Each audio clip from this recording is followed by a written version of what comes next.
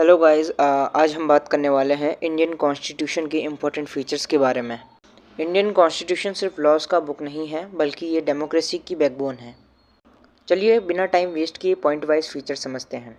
इसका पहला फीचर है लेंथिएस्ट रिटन कॉन्स्टिट्यूशन, यानी कि इंडियन कॉन्स्टिट्यूशन दुनिया का सबसे लंबा रिटन कॉन्स्टिट्यूशन है।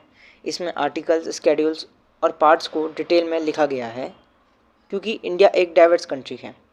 बात करें इंडियन कॉन्स्टिट्यूशन की, वर्तमान समय में इसमें 400 से ज़्यादा आर्टिकल्स हैं, 25 पार्ट्स हैं एंड 12 स्केड्यूल्स हैं, यानी कि 12 अनुसूचियाँ हैं। दूसरे पॉइंट की बात करें तो वो है inspiration from various sources. Indian constitution ने कई देशों से इंस्पिरेशन ली है, जैसे यूके से पार्लियामेंट्री सिस्टम, यूएसए से फंडामेंटल राइट्स, आयरलैंड से directive principles of state policy, इसलिए इसे बैग ऑफ बोरोइंग्स भी कहा जाता है। थर्ड फीचर की हम बात करें, वो है mixer of rigidity and flexibility.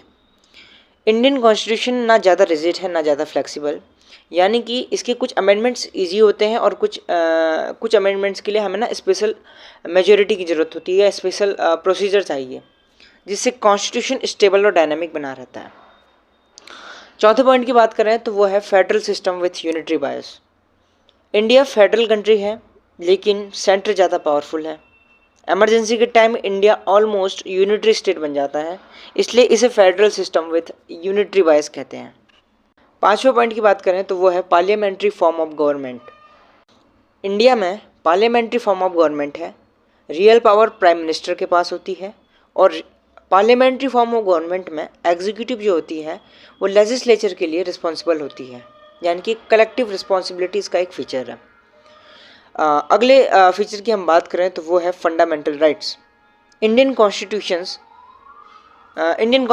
में सिटीजन्स को फंडामेंटल राइट्स प्रोवाइड हैं, ठीक है, जिसके माध्यम से आप फ्रीडम, इक्वलिटी और प्रोटेक्शन इंश्योर करते हैं और डेमोक्रेसी को फंडामेंटल राइट्स स्ट्रॉन्ग बनाते हैं। अगर हम बात करें नेक्स्ट पॉइंट की तो वो है इंटीग्रेटेड एंड इंडिपेंडेंट जुडिशरी, यानी कि स्वतंत्र न्यायपालिका। इंडिया की जुडिशरी इंटीग्रेटेड है एंड इंडिपेंडेंट है। सुप्रीम कोर्ट से लेके लोअर कोर्ट तक हम बात करें तो एक ही जुडिशल सिस्टम होता है जो कॉन्स्टिट्यूशन और राइट्स की रक्षा करता है। इसके नेक्स्ट फीचर की बात करें तो वो है directive principles of state policy, जिन्हें हम डीपीएसपी भी बोलते हैं, ठीक है। ये डीपीएसपी जो होती हैं वो गवर्नमेंट्स की गाइडलाइंस होती हैं, ठीक है। इनका जिक्र आर्टिकल 36 से 51 तक है और ये पार्ट 4 ऑफ इंडियन कॉन्स्टिट्यूशन में है, ठीक है। इनका एम है इंडिया को वेलफेयर स्टेट बनाना। अगले फीचर की हम बात करें वो है सिंगल सिटीजनशिप, यानी कि इंडिया में सिंगल सिटीजनशिप होती है, इससे नेशनल यूनिटी स्ट्रांग होती है। यानी कि इंडिया में हर स्टेट की कोई अपनी सिटीजनशिप नहीं होती। भारत में केवल एक ही नागरिकता होती है, वो भी भारतीय नागरिकता। जिससे कि क्या होता है कि सब सिटीजन्स इक्वल फील करते हैं। एंड हमारा फाइनल पॉइंट है इमरजेंसी प्रोविजंस, यानी कि इंडियन कॉन्स्टिट्यूशन इमरजेंसी प्रोविजंस देता है ताकि क्राइसिस के टाइम कंट्री की यूनिटी और सिक्योरिटी मेंटेन रहे। तो थैंक्स फॉर वाचिंग दोस्तों, ये थे कुछ इंडियन कॉन्स्टिट्यूशन के मेन फीचर। आने वाली वीडियोस के लिए चैनल को सब्सक्राइब कर लीजिए एंड थैंक्स फॉर वाचिंग।